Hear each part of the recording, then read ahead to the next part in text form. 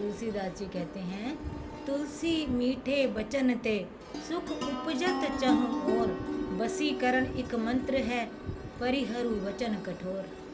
इसका मतलब ये है, मीठे वचन बोलने से चारों ओर सुख ही सुख उपजता है, क्योंकि मीठे वचन एक ऐसी चीज़ है जो खुद को तो ठंडक पहुंचाती है, सुनने वालों को भी बहुत सुख देती है। वशीकरण एक मंत्र है। ये जो मीठा बोलना है ना, ये एक मंत्र है वशीकरण का, जिससे आप मीठा बोल के किसी को भी अपने वश में कर सकते हो। वशीकरण करने के लिए कोई ज़्यादा लंबा चौड़ा ताम झाम करने की ज़रूरत नहीं है, बस मीठे वचन बोलिए, मीठे वचन बोलिए। परिहरु वचन कठोर, कठोर वचनों का परित्याग कर दीजिए। इसीलिए तुलसीदास जी का यही कहना है कि मीठे वचन बोलना एक ऐसा वशीकरण मंत्र है जिससे चारों ओर सुख ही सुख उपजता है। कठोर वचनों का त्याग करके मीठे वचन बोलिए। दूसरे दोहे में तुलसीदास जी कहते हैं, दुर्जन दर्पण समसदा करी देखो ही गौर, सम्मुख की गति और है विमुख भय पर और। जो दुर्जन हैं, बुरे लोग हैं, निंदक हैं, दुष्ट हैं, वो शीशे के समान होते हैं। इस बात को ध्यान से देख लो। जैसे शीशे को देखते हो ध्यान से, ऐसे ही दुर्जनों को भी ध्यान से देख लो, क्योंकि दोनों ही जब सामने होते हैं तब और होते हैं, और जैसे ही पीठ पीछे हो जाते हैं तो कुछ और हो जाते हैं। भाव यह है कि दुष्ट पुरुष सामने तो मनुष्य की प्रशंसा करते हैं, बहुत प्रशंसा करते हैं, परंतु पीठ पीछे केवल निंदा करते हैं आपकी। इसी प्रकार शीशा जब सामने होता है तो मनुष्य को मुख का प्रतिबिंब दिखाता है, आपका मुख दिखाता है, और जब पीठ पीछे होता है तो वो प्रतिबिंब नहीं रहता। तीसरे दोहे में तुलसीदास जी कह रहे हैं, तुलसी इस संसार में भांति भांति के लोग, सबसे हंस मिल बोलिए नदी नाव संजोग। तुलसीदास जी का भी यही कहना है, इस संसार में भांति भांति के लोग, मतलब बहुत तरह के हर प्रकार के लोग रहते हैं, जिनका व्यवहार अलग है, स्वभाव अलग है। वो बहुत बातों में आपसे मेल नहीं खाते, कोई किसी से मेल नहीं खाता। सबका प्रारब्ध है ना, उस हिसाब से उसका स्वभाव है, उसके गुण हैं, उसके अवगुण हैं, सब वो उसके अपने हिसाब से हैं, इसलिए आपसे कोई मैच नहीं करेगा। कई प्रकार के लोग रहते हैं, आप सभी से मिलिए, बात करिए, क्योंकि जैसे नाव नदी से दोस्ती कर अपने मार्ग को पार कर लेती है ना, वैसे ही आप अपने अच्छे व्यवहार से इस भवसागर को पार कर जाएंगे। हर एक से अपना व्यवहार अच्छा कीजिए, मीठे बोलते रहिए, सबसे सद्व्यवहार करिए। ऐसे ही धीरे धीरे धीरे धीरे आप भवसागर से पार हो जाएंगे। कह रहे हैं तुलसीदास जी, तुलसी काया खेत है, मनसा भयो किसान, पाप पुण्य दो बीज है, बुवे सो लुने निदान। काया मतलब हमारा शरीर, क्या है, खेत है, और मनसा हमारा जो मन है वो किसान है। पाप पुण्य हम जो करते हैं वो हमारे बीज हैं। अपराध, पाप, पुण्य, भला काम, जो भी कुछ है। निदान मतलब अंत समय में जो बुए सो लुने, जो बोओगे अंत में वही मिलेगा। इस दोहे के माध्यम से तुलसीदास जी ने यही कहा है कि हमारा शरीर एक खेत के समान है, और जो हमारा मन है इस खेत का किसान है। किसान जैसे जैसे बीज बोता रहेगा, अंत में उसे वैसे वैसे फल मिलते रहेंगे। इसी तरह से आपने पाप बोया है जीवन में कि पुण्य बोया है, हर व्यक्ति को अंत में उन्हीं कर्मों का वैसा ही फल मिलता है। इसलिए हमें क्या करना है, ये आपको अच्छी तरह पता है। जितना हो सके पुण्य कमाइए। तुलसीदास जी कहते हैं, राम नाम जप जीह जन, भय सुकृत सुख साल, तुलसी यहाँ जो आलसी, गयो आज की काल।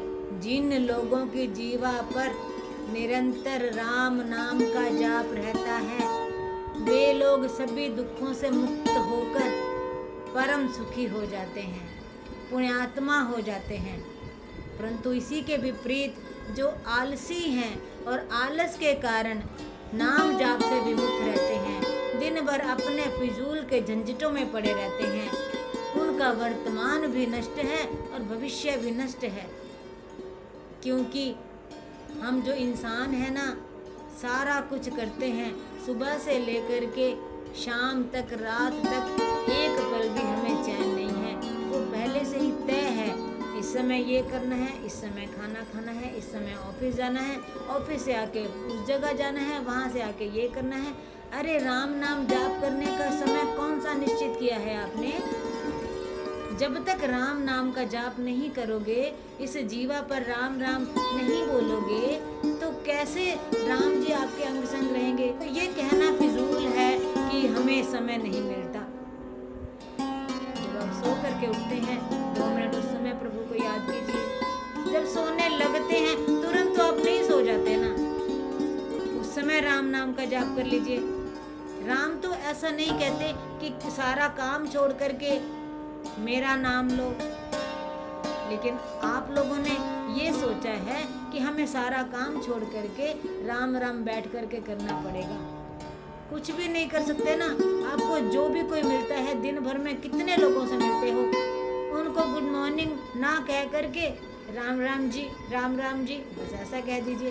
कुछ तो बनेगा, कुछ तो जुड़ेगा धन राम नाम का, अंत समय के लिए जो भव सागर से पार उतारेगा।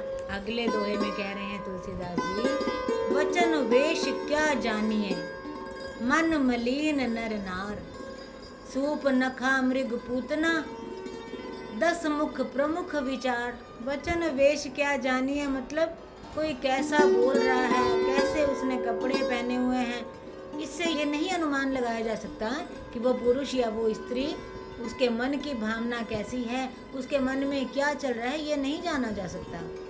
किसी की मीठी बातें और किसी के सुंदर कपड़ों से किसी पुरुष या नारी की मन की भावना को नहीं जाना जा सकता, क्योंकि मन से मैले स्वरूप नखा मारीच पूतना। रावण के कपड़े बहुत सुंदर थे, स्वरूप नखा जब रूप बदल के गई थी बहुत सुंदरी बन के गई थी। इसी तरह से पूतना भी बहुत सुंदर बन के गई थी।